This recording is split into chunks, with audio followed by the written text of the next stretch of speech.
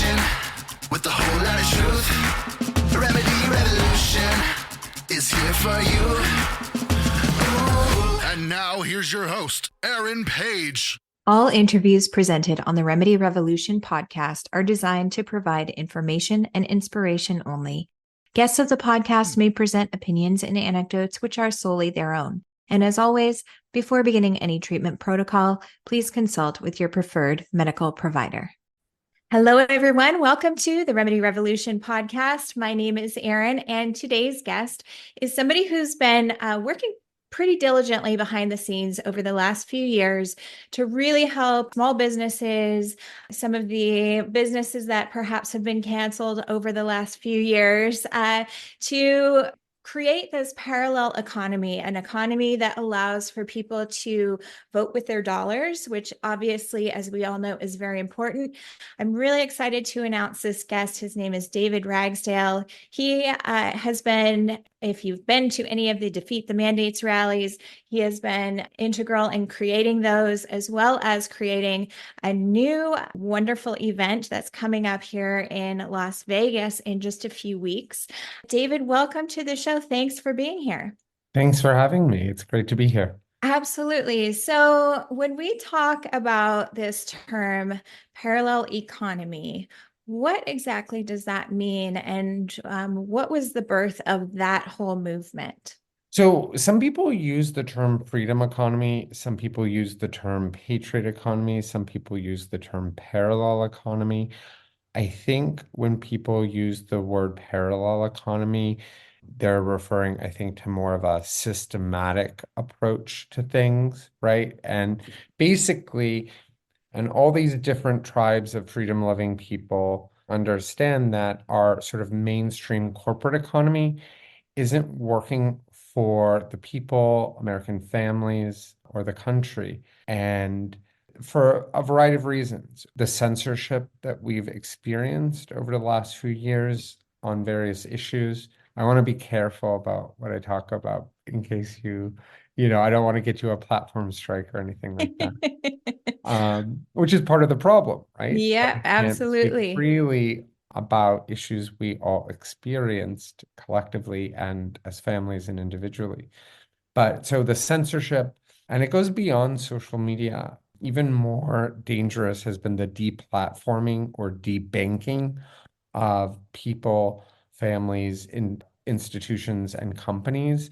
When we were making Defeat the Mandates, we were obviously censored on social media, kicked off of Twitter under the old regime several times. But that wasn't as big a problem as when we lost our payment system, and a couple of other crucial B2B services that you need when you produce an event. And not because of anything we did. We had a great peaceful events that we had to get the permission of, the Los Angeles city government and the Biden administration to go at the Lincoln Memorial. And we had fine relations with them, but what we think what happened is we were algorithmically targeted because of our name, Defeat the Mandates. And so it wasn't even a human being making a decision based on what we did or what we said, but it was just because we had Defeat the Mandates. And so we were kicked off of things. And so when people talk about the parallel economy, I think they're talking about this growing movement of companies and entrepreneurs who are building systems and products and goods and services that are censorship free, that are, that won't deplatform you, that won't cancel you. There's even a large number of people in the parallel economy who are a little bit different because for them, they are what's called values aligned, right? So I think a classic example might be like a Christian credit union, right? Where to be a member of the Christian credit union, you have to subscribe to Christianity. And that's fair because they're very upfront about it. There's no, when we signed up for a payment system, there wasn't anything that said that you had to support the mandates to join, right? And so there is obviously some debate within the parallel economy between neutral access, right? Think of like your crypto libertarians and then your values aligned. And those aren't just people of faith, although social conservatives are a big part of the values aligned faction within the parallel economy. You also have the health freedom people. For example, someone may not feel comfortable going to a doctor that pushed a certain medical intervention, which I won't Right. mention. And so that value is aligned for them. So they say, I want to know for my medical goods and services where this practitioner stands on these very vital issues to me, right?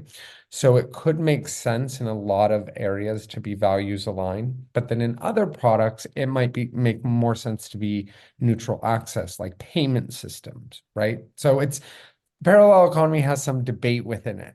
Yeah, so I know for myself, practice as a homeopath, and I've been working in this space of medical freedom for a long time. And so, I do think there's a lot to be thought about when it comes to things like having to let go of perhaps traditionally held beliefs around how the economy functions.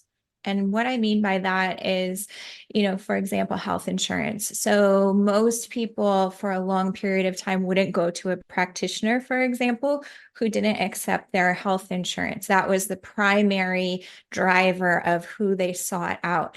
And so I do think there is kind of almost like a need to reframe so much of societal norms, if you will, in order to get to that place.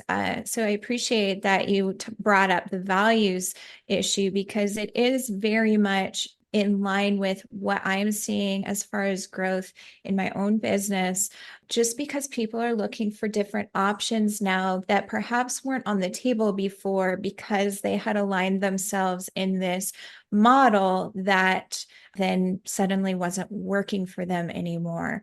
So I think that's really important and why a lot of people are really turning to a lot of different providers, for example, in the medical community that perhaps are, private pay, which is very different, obviously, than our traditional infrastructure. Okay, so talk to me about, I'm interested because I'm very curious.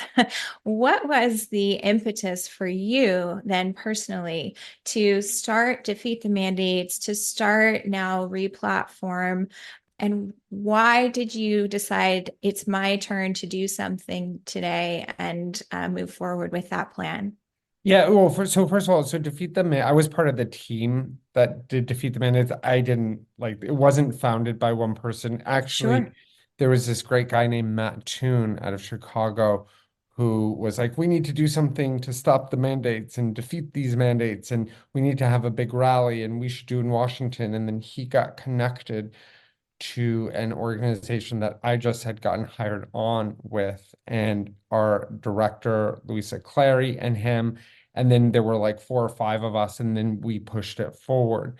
So Defeat the Mandates was definitely not founded by me. If anything, I would say it was founded by Matt Toon and Mhm. Louisa Clary and Steve Kirsch. And then we were just part of that initial team that pushed it forward.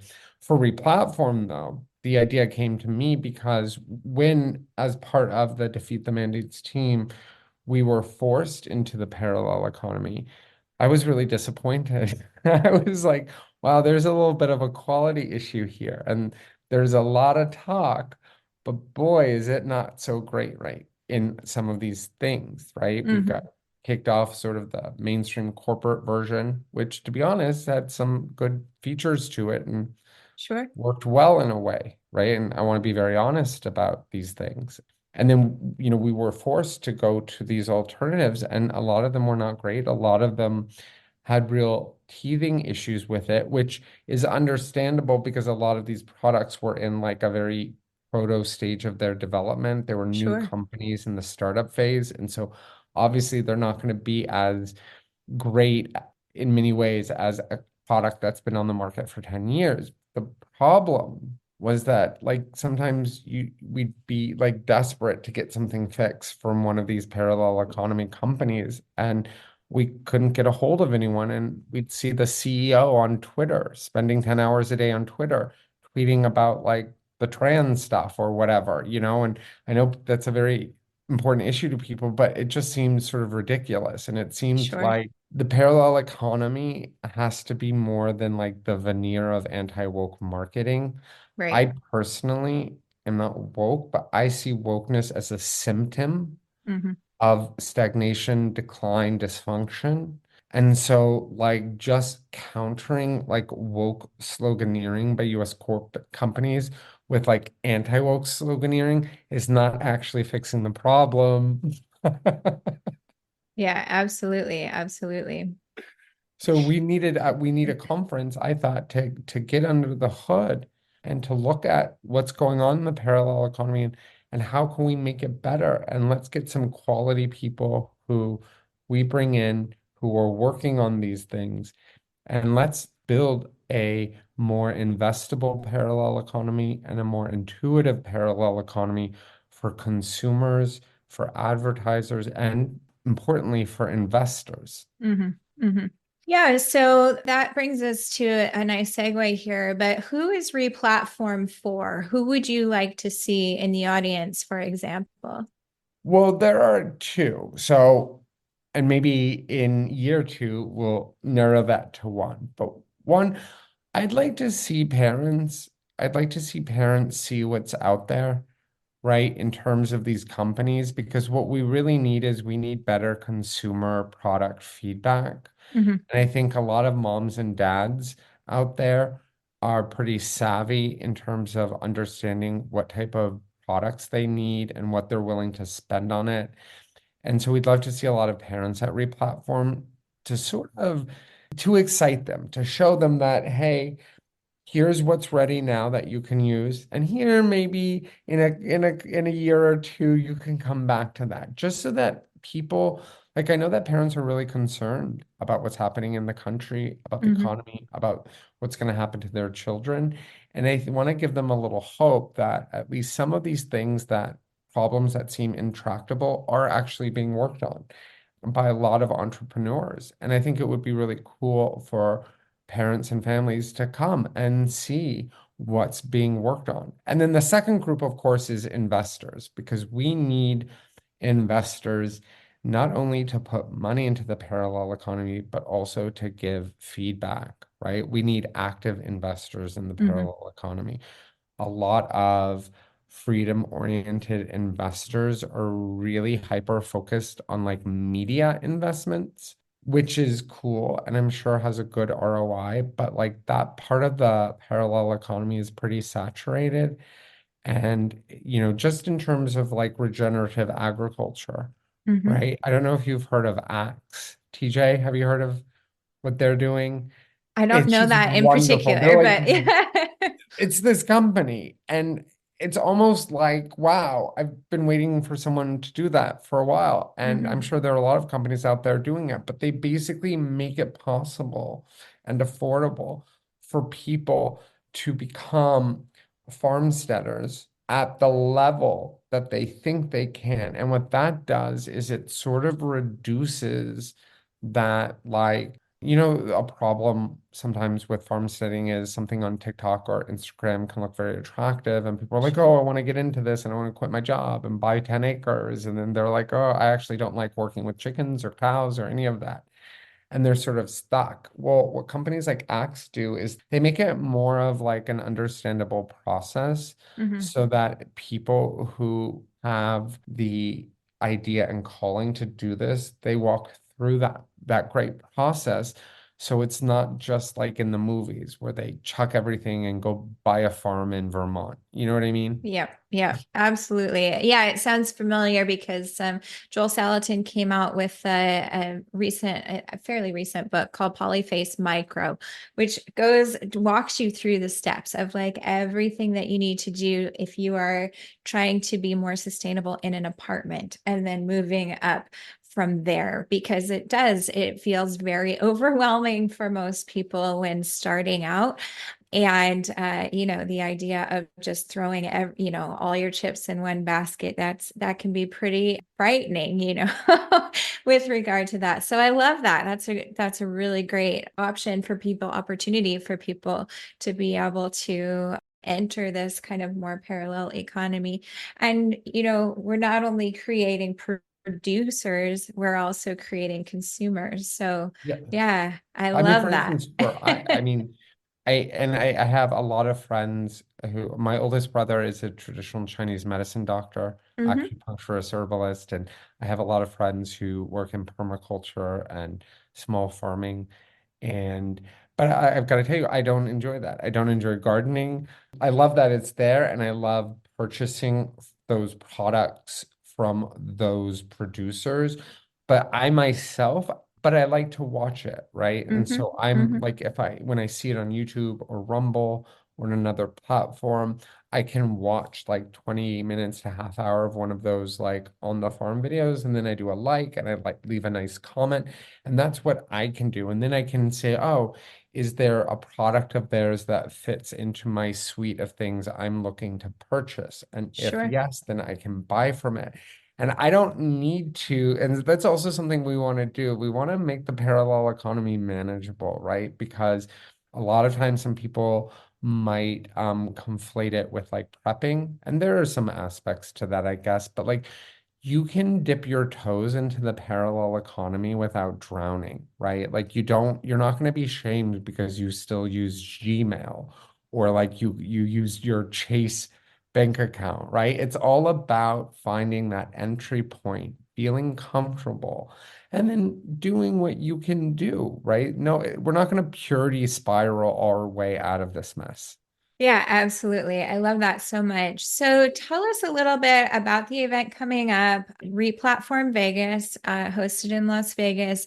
Tell us about some of the people who will be there speaking and what you're hoping for people to be able to learn there. Yeah, so we have a lot of great speakers. We have Dan Eddy from GabPay. We have the founders of GiveSendGo. We have a lot of the pillar economy, a lot of the pillar companies of the parallel economy talking about how they did what they did and what to do and what to look for. We have a lot of people who work on the tech side. We have the not just TJ from Axe, but we also have other people who are involved in regenerative agriculture. So it's going to be a really good introduction to the different facets, and our different panels and topics will be geared towards consumers, investors, businesses. Like, for example, how do you hire if you have a parallel economy company, or even if you're in a regular company, how do you hire someone based on freedom-oriented values like free speech and stuff like that? And is that something that you can use like modern HR tools to assess, right? Or have they all been like taken over by the establishment? Because it's also important that we get quality people in these parallel economy companies. And unfortunately, sometimes it's not enough just to say, to be like, oh, I support this. Okay, great, you're hired. When you run a business, hiring is one of the most careful decisions you have to make. So Right. we're going to be addressing that. And we have a lot of fun stuff too. We have like this ball on the Friday night. We have something called an upfront we're doing where different media platforms are going to showcase what they're doing in 2024, which is an important year.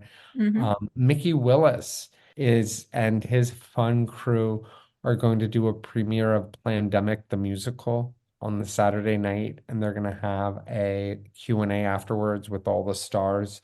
So that's going to be wonderful. And then for the entrepreneurs out there, we are going to have an accelerator, a really packed 3-day accelerator program where you can sort of kickstart your startup if you already have one, or if you just have an idea and you're wondering, how do I turn this into a company?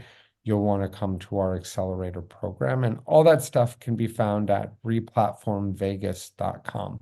Yeah, I don't know if I'm supposed to say this, but I actually got to preview about 5 minutes of that film, Pandemic the musical. So it looks absolutely hilarious. And to be honest, I think so many of us, particularly in this space of freedom of speech, health freedom, all of those conversations can get very heavy. And so I do think, we are desperately in need of some more lightness to the conversation and allowing us to freely express ourselves without fear of repercussions like we have been in the past, which is amazing. So I'm really glad that Mikki has been putting that together. I think it'll be, something that is much needed for, the world at large, really. We need a little laughter in our lives. And one of the purposes of Replatform is, I come out of the health freedom movement with Defeat the Mandates and everything, is that we also want to begin to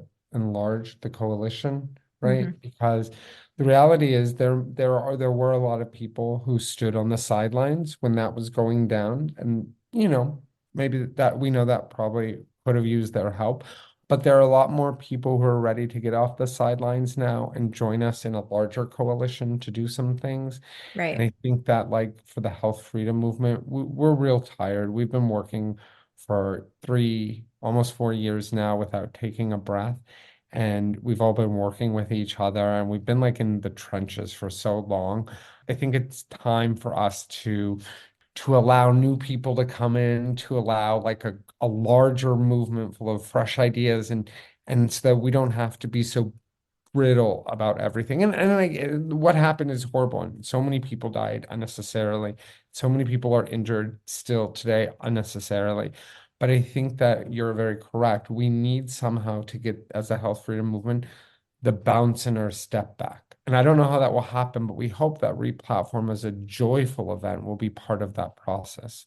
Yeah, absolutely. I think ultimately, building community has been so important over the last several years. And I think it is, sometimes gets lost in the conversations with regard to, people who, well-meaning, of course, and obviously much needed, but, people who were very focused on getting all the messages out, but not focused on, okay, now what? The people were really kind of flailing with, no information on what they could do to contribute.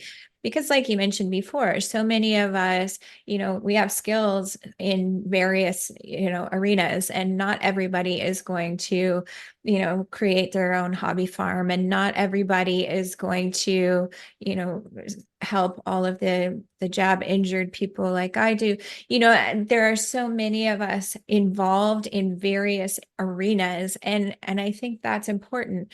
But it kind of speaks to the fact, capitalism, in my view, is really based on meritocracy and this idea that, in theory, you should be able to grow your business based on merit, meaning if you're providing good customer service, if you're providing all of these things, that then the business should naturally and organically grow. And unfortunately, I think that has been kind of overshadowed by these mega corporations, which have really kind of taken the front seat and in many ways hijacked the whole conversation of capitalism as a whole. And so, creating kind of this new, as I mentioned earlier, reframe of, this economy where it's built on merit, where if you provide your customers and clients with good customer service, with a quality product or whatever it is that you are trying to do in your business, then we should be able to see organic growth. That really should be the way things work. And unfortunately, because we're not able to get the messages out, because we're not, able to have billions of dollars for Super Bowl commercials, all of those kinds of things, it has kind of taken a back seat in a lot of ways. So maybe you could speak a little bit to that and how, because I do view personally the parallel economy, the freedom economy as a form of capitalism, and in my opinion, a much better form of capitalism, where we're really supporting collectively the small businesses and the people that are actually providing services and products that we desire and that we need. So maybe you could talk a little bit about that. Yeah, I mean, to a certain extent, a lot of what sort of corporate America and the establishment rely on is like the inertia that happens when people are treated like cogs in a factory, right? If you can, that I think it was the Wall-E movie, Yeah. right? Where everyone, right? And it's very comfortable and they're fed what they, the junk food and they seem comfortable, right? And so the reality is that like in any system, the vast bulk of people are just going to be inert until they are thrown off that conveyor belt, right? And at that point, they're going to scramble for the closest other conveyor belt, right? And that in reality is probably not our market right now. Our Right. market are two different types of people. One is people who have a sight, people who can see what's coming down the road. This isn't like a thing where this is the parallel economy versus the corporate economy is either or. The Right. parallel economy is going to be what's there when the corporate economy comes crashing down, and it is crashing down. How fast that goes, no one knows. So what we're building is we're building the foundation for what comes next. We're building a lifeboat, right? So who's going to get on it? Well, you're going to have people who know that this ship is sinking, and some of those people have inside knowledge. So you are Mhm. going to get some scoundrels in the early parallel economy, and that's just the way things go. And then you're just going to also get people who just by happen chance, people who've just happened to have gotten kicked off this platform, they got forced into it, right? So someone Right. on the side of the Titanic who was just there and saw the iceberg hit, and they're like, oh, I got to get to a lifeboat, right? So those are the people. But what we're probably not going to do is we're probably not going to force the people who are still in the dining hall, eating the supper, enjoying the champagne. They don't even have any reason to. So what we can do is we can maybe save ourselves some grief and frustration from that miscalibrated expectation of who our market is.